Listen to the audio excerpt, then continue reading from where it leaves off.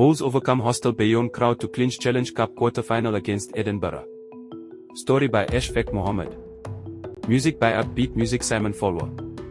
This is East Rand Sports News. From Boksburg, in South Africa. Good day everyone, I am Sebastian.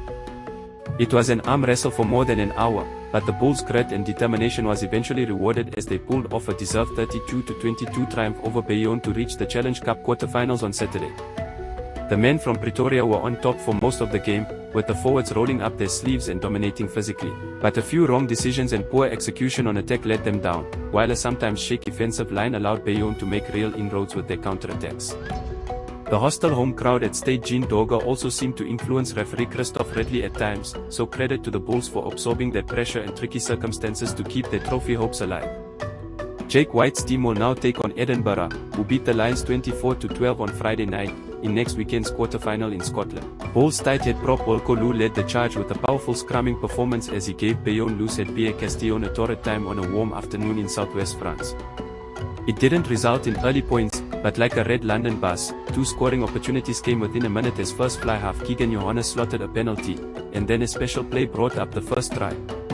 Some slick handling opened a gap for fullback Devon Williams to slice through the middle, and he spun around and put wing Sergio Peterson over in the 16th minute. Scrum half Zach Berger produced arguably his finest display for the Bulls, as he kept the defense guessing and cleared the base well with his boot.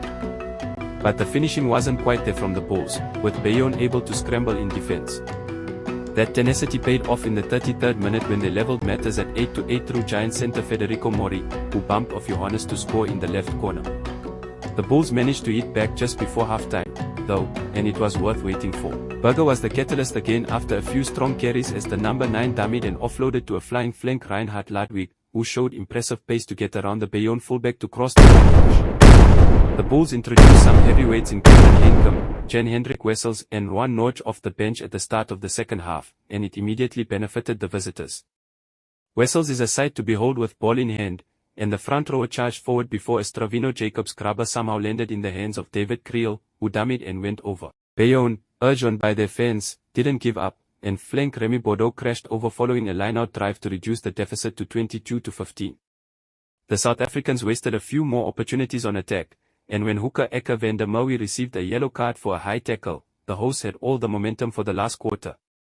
They launched wave after wave of attack, but the Bulls showed tremendous fortitude to hold them out, with the likes of captain and player of the match Marcel Katsi, young lock JF van Heerden, Wessels and centers Creel and Harold Foster prominent. It didn't help when Johannes missed touch from a penalty, but the Bulls quickly recovered and ended the match as a contest when Marco van Staden reached out to score after a series of pick-and-go carries from the pack. Point scorers: Bayonne 22 tries, Federico Mori, Remy Bordeaux, Tom Spring. Conversions: Chak Tybergen 2.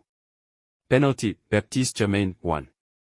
Bulls 32 tries, Sergio Peterson, Reinhard Ludwig, David Creel, Marco van Staden. Conversions: Keegan Johannes 2, Johan Goosen 1. Penalties: Johannes 1, Goosen 1. How do you think the Sharks do against Edinburgh in next weekend's quarter-final in Scotland? Let us know. Please also subscribe and like. I am Sebastian from the East Rand Sports Desk in